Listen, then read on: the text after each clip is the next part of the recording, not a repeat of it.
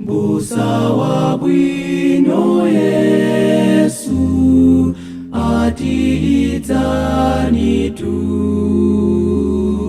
nkola mulowe nonse malo alipo tu.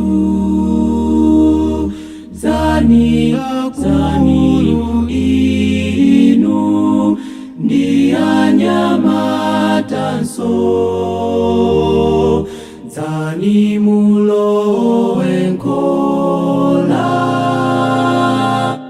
njira ya jonadi,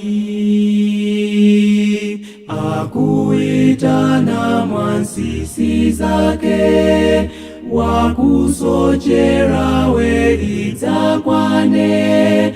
Mbusa wa bwino aema mwape, kukulindira tuwe.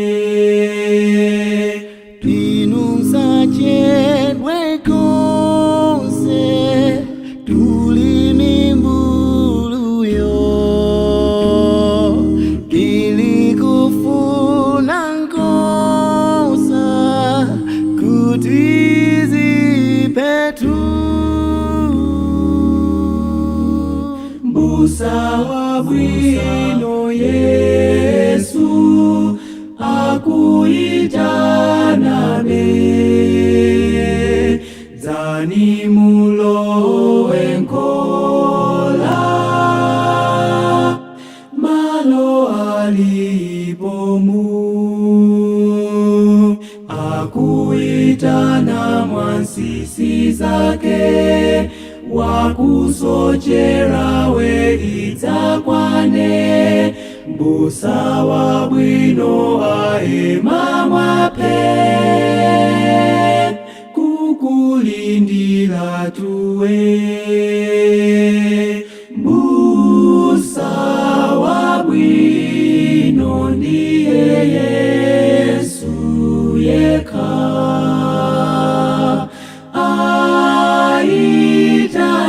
aitanawe lelo li,